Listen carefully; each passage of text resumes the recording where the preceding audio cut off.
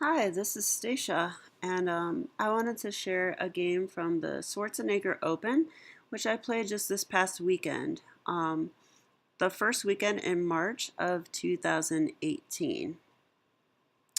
And okay, this was a smaller tournament than some of the other ones in Ohio, but slow time control. So 100 minutes for the first 40 moves, then 30-minute sudden death, and 10-second delay for both time controls. My opponent was Roman Ugronovskiy, a Ukrainian player, and he drove in from Michigan, which is probably about a 4 or 5 hour drive. And he was rated 1420, which, by the way he played in this game, I suspect he's stronger, but I'd love to hear from you guys and see if you agree. Because for 1400, he sure played pretty well. But let's have a look at the game. So I actually blundered before move one. How do you do that? Well, I played d4, and this was a blunder. Yeah, you're probably wondering what I mean. Well, I played d4 after 10 minutes had run off my clock. So that's my point, is that being late for a tournament is not a good way to start. You're rushed, you're rattled, you don't get your focus, you don't have a chance to use the bathroom, get your coffee, etc. So I think my first lesson is that I want to allot more of a cushion when I'm going to the tournament, because just with the traffic and the parking, we ended up slightly late, and yeah, I don't think that helped me. Let me put it that way. But it's not an excuse. It's still chess. I'm still able to think even 10 minutes late. So let's look what happens here. So knight f6, c4, g6, knight f3, bishop g7. And yeah, I was getting nervous in this position already. I'm hoping for d6 here, which would just go into a King's Indian.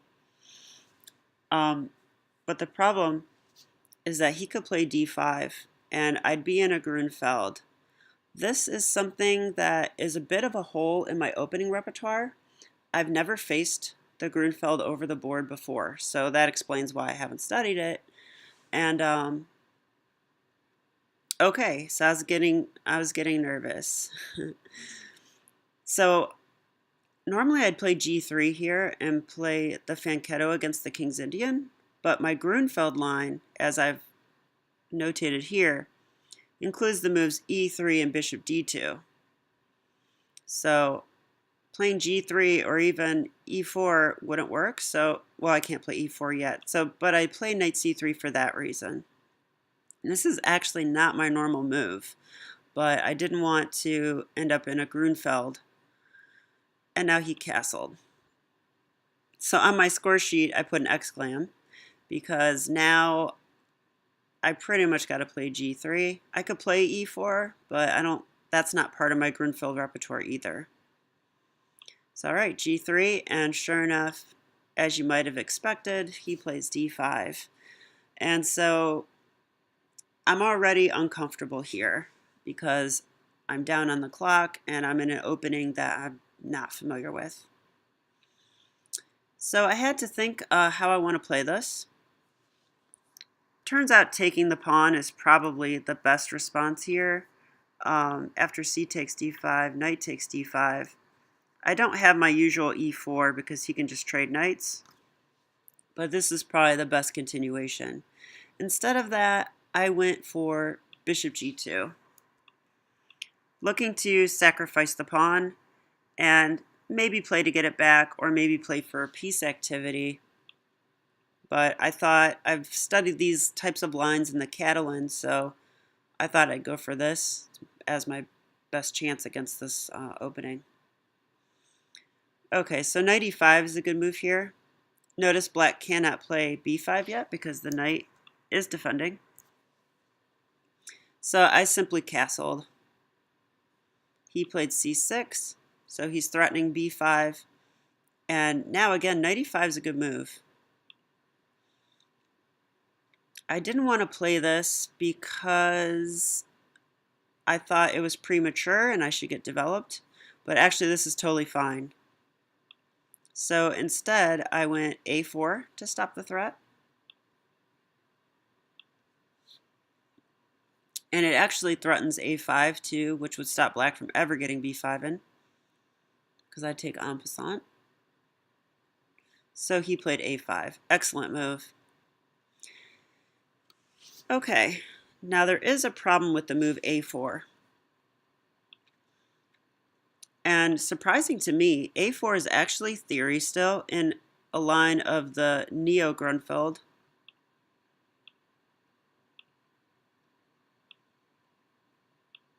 Yeah, but the problem is that my b4 and my my b4 and b3 scores are both weak now.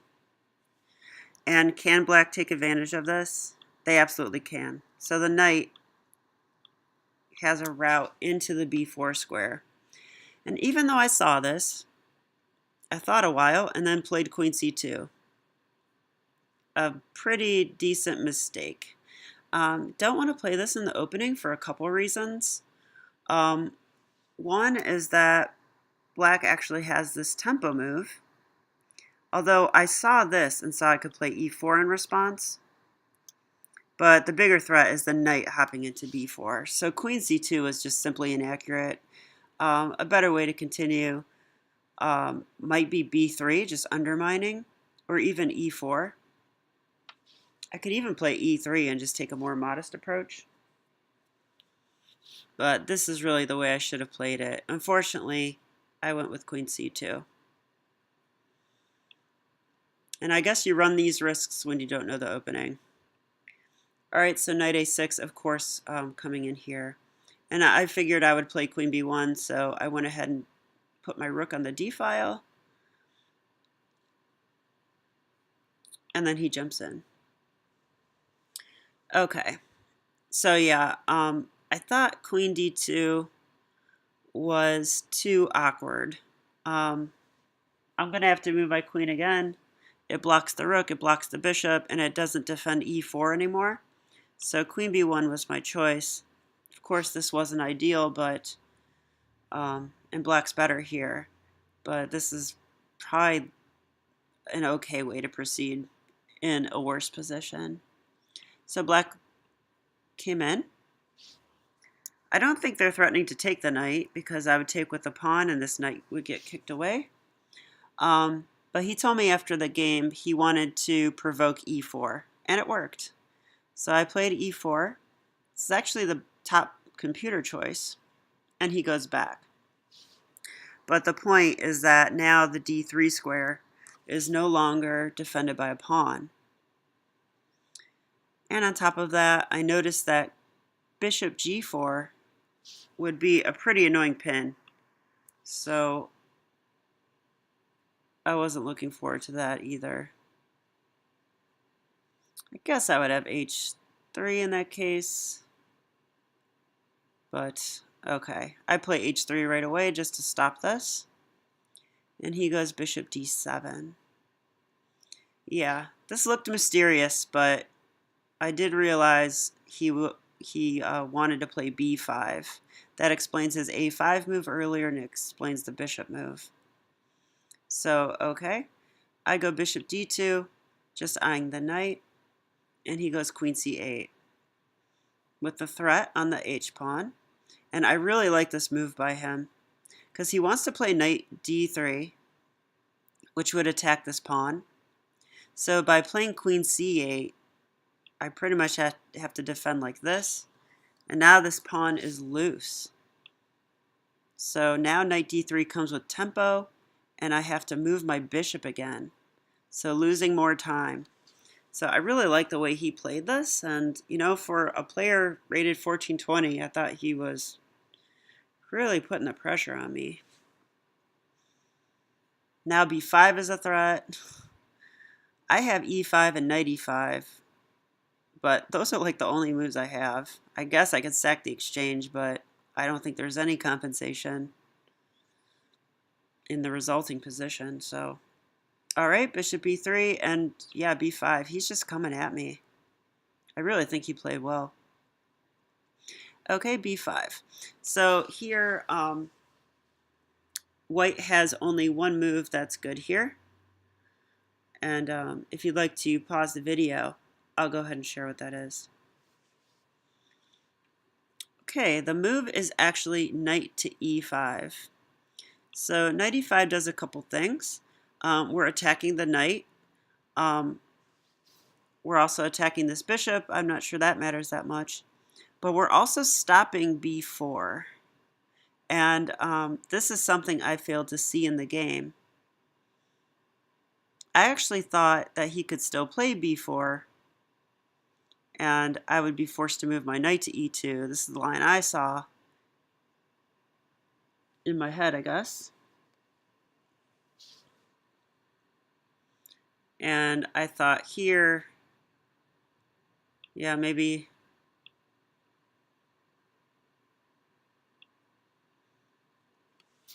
yeah, actually looking at this now, I think I actually don't mind this, but I didn't like my double pawns. But his knight's gone, and who cares about the double pawns? So looking at this in hindsight, there must have been something else, some kind of ghost I saw that I didn't like. Oh, maybe it's that the bishop can take the pawn.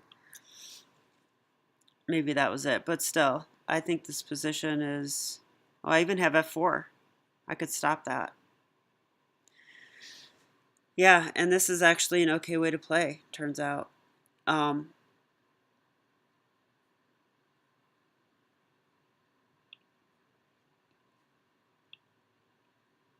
But let's look. So b4, there's an even stronger move, and that's the fact that after b4 is played, the c pawn's actually loose, and when the knight takes, it does a couple things.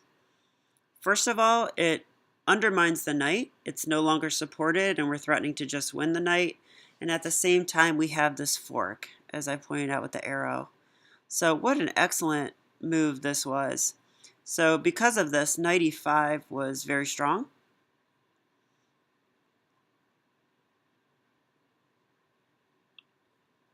So knight e5. And unfortunately, I did not find this move.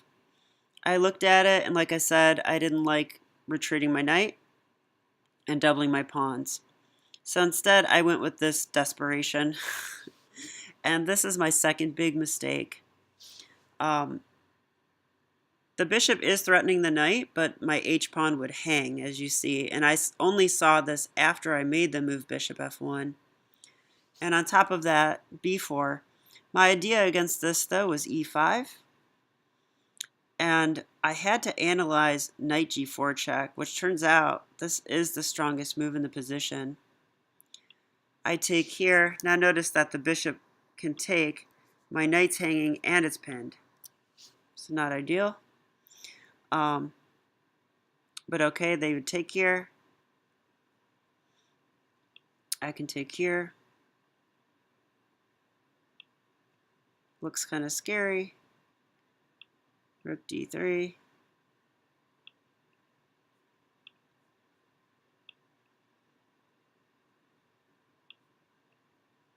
Now the knight's hit, and I guess something like knight e1. And yeah, I don't know about this position. It looks like white is completely, what's the word, not coordinated. Looks like our pieces are just scattered about, and it's going to take some moves just to consolidate. And we're down a pawn. So this is not ideal.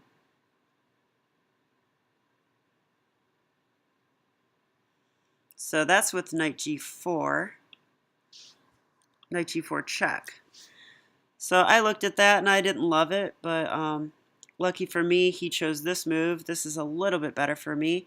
Pretty much got to take this guy. This does fix his pawns, but now I get to shatter them and get rid of that knight. I was only too happy to get rid of it. And now this is loose, so my idea was knight g1. Turns out knight g1 is a blunder, though. So a better move would have been rook c1, a tempo move on the queen. And after the queen moves away, my h-pawn would be safe. So I could just play like rook d1 and aim to win this pawn now. And this would have been a much better way to continue. Instead, I played knight to g1, and do you see black's excellent move in this position? If you'd like to pause your video, please do so now, and hopefully you'll see why this move is so strong. Okay, it's queen c2. Now, I actually calculated this move, and I thought rook takes was a great response to this. But once it happened, I calculated all the candidate moves, and this was rook takes my own pawn wasn't one of them. But yeah, you do need to notice that the bishop is attacking this pawn, so that's something to keep in mind in these calculations. So the candidate moves in this position are queen takes queen, rook c1, rook d2, and rook takes on d3. So rook takes d3 is what I had in mind, but I did go ahead and go through these lines. So queen takes queen would lead to pawn takes, and maybe rook e1, b3, and I stopped here because this looks just awful. The rook can come over and defend the pawn, and it looks like I'm lost, so I didn't go for this. Rook d2 is interesting. So it's a tempo move on the queen, but the queen can take. And after taking, whoops, we're going to lose the a-pawn. So actually, it looked like rook d2 doesn't work. Rook c1 looks like a good try with the idea of taking with this rook. So queen takes, rook takes, we're still defending the a-pawn. But here, I thought he would go maybe take the c file and infiltrate. He could play bishop f5 and defend this. And yeah, and I was looking that I would need to use my knight just to blockade, and I thought this position was probably losing, so I didn't go for this. And that left my idea to take with the rook. And notice that if queen takes, I could recapture with the queen, so he can't really take the rook. Unfortunately, this doesn't work either. So rook takes queen, rook takes queen, and now bishop f5, ouch. So it turns out that I miscalculated knight g1 because queen c1 was just too strong. My rook takes pawn idea doesn't work due to this skewer, and now I'm going down in exchange for nothing. Rook here, bishop takes, rook takes. And he played e6, but I mean, he's coming here and okay. My pieces are awesome, right? This bishop, excellent. My knight, very awesome on g1. My king's incredibly active. Yeah, I'm completely lost here. And although I didn't resign, it was a pretty easy task for black from here. So there you go. That was not the way I wanted to start the tournament. And let's just go through the critical moments of this game and see what we can learn. So, lesson number 1, be on time to tournaments. Doesn't pay to be late. Lesson number 2, you need to have lines against things. I'll forgive myself since I've never played the Gruenfeld over the board.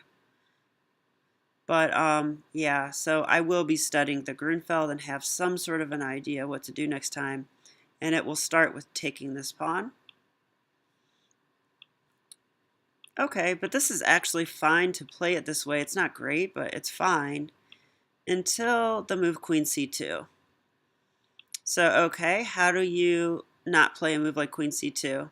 Well, I think it pays to be aware of your opponent's plans. And had I given more thought to this knight b4 idea, I would have noticed that the knight on b4 will control the c2 square. And in that case, I would go with something else.